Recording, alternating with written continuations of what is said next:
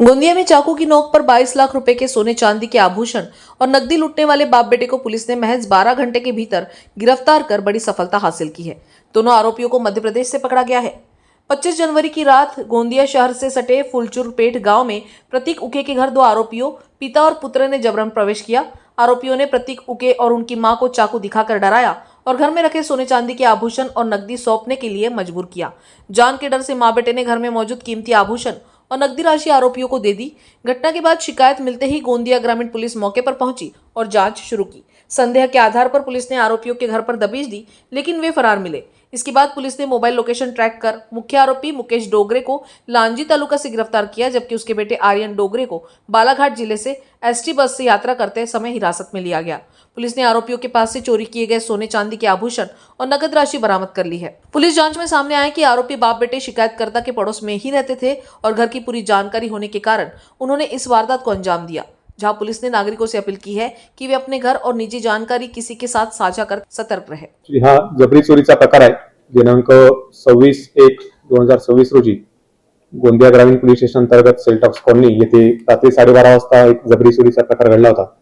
याच्यामध्ये फिर्यादी प्रतीक उके आपल्या आईसोबत राहतात आणि रात्री 12:30 वाजता त्यांच्या घराचा दरवाजा नॉक करून दोन व्यक्ती ज्यांनी चेहऱ्यावरती मास्क बांधला होता ते जबरदस्ती घरामध्ये आत शिरले आणि त्यांना मारहाण करून त्यांना चाकूचा दाग दाखवून हातपाय बांधून त्यांनी घरातून जवळपास 139 ग्रॅम सोन्याचे दागिने, 438 ग्रॅम चांदीचे दागिने आणि 28,000 रुपये रोख असा एकूण जवळपास 20,96,000 रुपयाचा मुद्देमाल जो आहे तो जबरी चोरी करून नेला होता।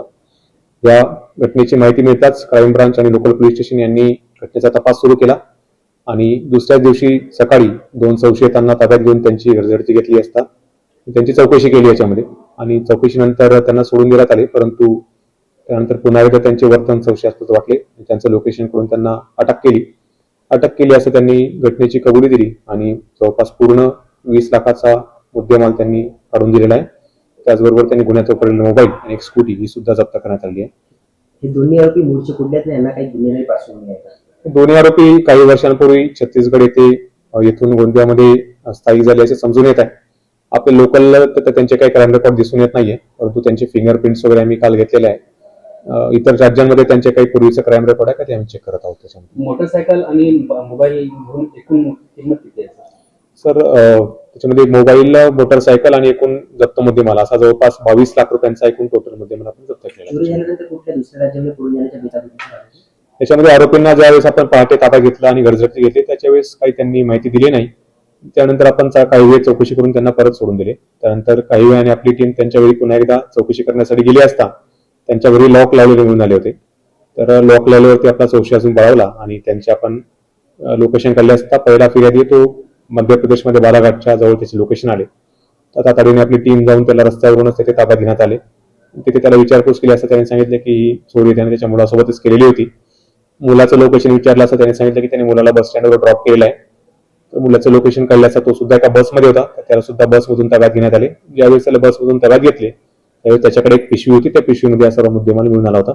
त्यानंतर मग जी स्कूटी आहे ती त्यांच्या राहत्या घरातून जप्त करण्यात आली। आरोपी हा जिथून चोरी केली त्याच्या बाजूलाच घर भाड्याने राहत होता? बरोबर आहे। आरोपी जे आहे ते फिर्यादीच्या घरापासून जवळच त्यांच्या कॉलनीच्या मागेच राहत होता आणि त्याने फिर्यादीशी काही ओळख सुद्धा वाढवलेली होती।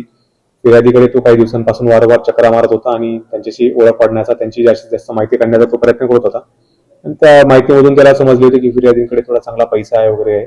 ते समजल्यानंतरच त्यांनी या घटनेचा प्लॅनिंग केलं असं दिसतं। नागरिकांना काय आवाहन करणार आपण? नागरिकांना आम्ही आवाहन करू की आपल्या आसपास जे नागरिक नव्याने वास्तव्यास येत आहेत त्यांची माहिती आपण पोलिसांना द्यावी। त्याचबरोबर आपल्या घरामधील जे काही महत्वाची माहिती, संवेदनशील माहिती ती बाहेरच्या अनोळखी व्यक्तींना देऊ नये। जर कोणी संशयास्पद वर्तन करत असेल तर ते तातडीने पोलिसांना त्याची माहिती दिली पाहिजे। त्यांचे बॅकग्राऊंड वगैरे आम्ही चेक करू।